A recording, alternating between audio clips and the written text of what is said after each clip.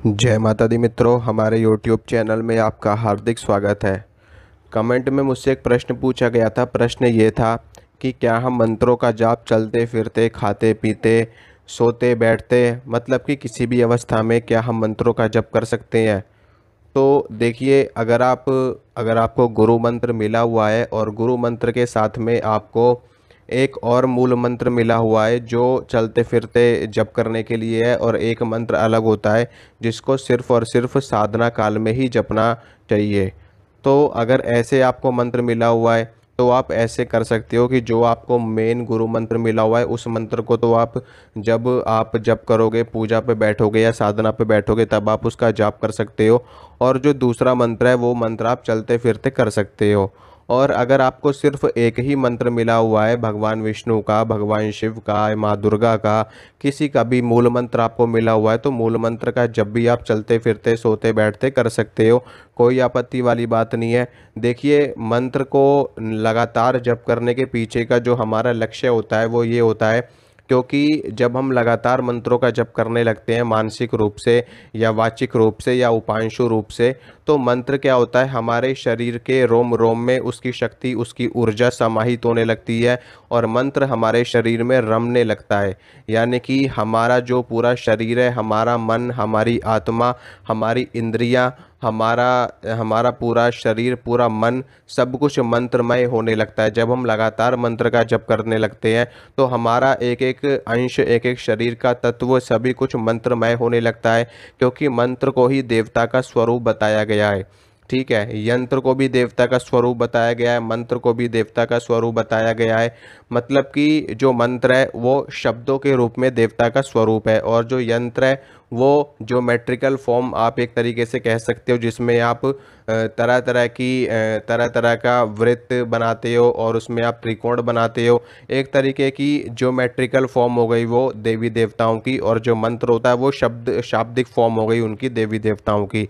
तो इसी प्रकार से जब मंत्र का जप आप लोग करने लगते हो तो उस मंत्र के जप से जो ध्वनि तरंगे उत्पन्न होती हैं, वो ध्वनि तरंगे एक फॉर्म, एक अपने आप में एक स्वरूप धारण करने लगती है, क्योंकि हर मंत्र में उस देवता, मंत्र के देवता का वास होता है।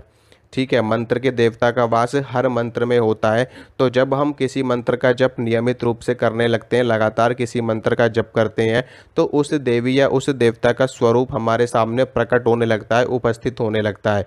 धीरे धीरे करके वो अपना एक साकार रूप धारण कर लेते हैं और वही रूप हमें प्रत्यक्ष होता है हमारी आंखों के सामने। उसे ही हम प्रत्यक्षीकरण कहते हैं, कि हमें देवी या देवता के दर्शन हो गए। हमारे जो ऋषि मुनि हुआ करते थे वो एकांत में जाकर के मंत्र साधना किया करते थे। सबसे पहले वो गुरु दीक्षा लिया करते थे। गुरु दीक्षा लेने के बाद उनको गुरु के द्वारा मंत्र प्रदान कर दिया जाता था, और उसके बाद में वो उस मंत्र को सिद्ध करने के लिए एकांतवास किया करते थे। जैसे कि नदी किनारे चले गए, पर्वतों पे चले गए, जंगलों में चले गए, अरण्य में चले गए, किसी भी एकांत स्थान में जा करके और पूरे यम नियम संयम के साथ में वो मंत्र का जप करते थे, और तब तक मंत्र का जप करते थे जब तक कि उनका मंत्र सिद्ध ना हो जाए। जैसा कि मैंने बताया कि शब्द ही ब्रह्म है, इसी प्रकार से मंत्र देवता का स्वरूप होता है, शाब्दिक स्वरूप होता है, और जब लगातार आप मंत्रों का जप करने लगते हो तो वही स्वरूप आपके सामने प्रकट हो जाता है। तो ऋषि मुनि साधु संत भी यही कार्य करते हैं, वो लगातार मंत्रों का जप करते रहते हैं। जपते जपते उनका मंत्र सिद्ध हो जाता है। शास्त्रों में कहा भी गया है, जपात सिद्धि, जपात सिद्धि, जपात सिद्धि न संशयः। लगातार किसी भी मंत्र का जप करने से मंत्र सिद्ध हो जाता है। इसी प्रकार से लगातार आप कोई भी कार्य करते हैं तो उस कार्य में आपको सिद्धता हासिल हो जाती है, मास्टरी हासिल हो जाती है, उस कार्य की सिद्धि आपको प्राप्त हो जाती है। तो इसी प्रकार से अगर आपको भी गुरु मंत्र मिला हुआ है तो आप अपने गुरु मंत्र का नियमित रूप से लगातार जप करते जाइए। जपते जपते आपका मंत्र सिद्ध हो जाएगा और उस मंत्र के देवता आपके सामने प्रकट हो जाएंगे।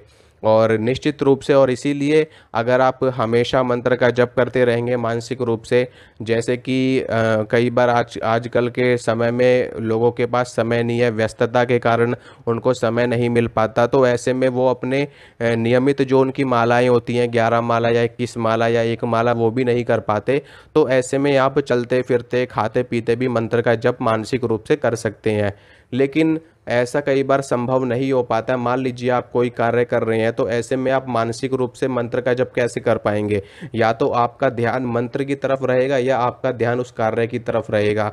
फिर भी जो भी जितना भी आपको समय मिले, जो भी समय मिले, आप मानसिक रूप से जप कर सकते हैं चलते फिरते, कोई आपत्ति वाली बात नहीं है।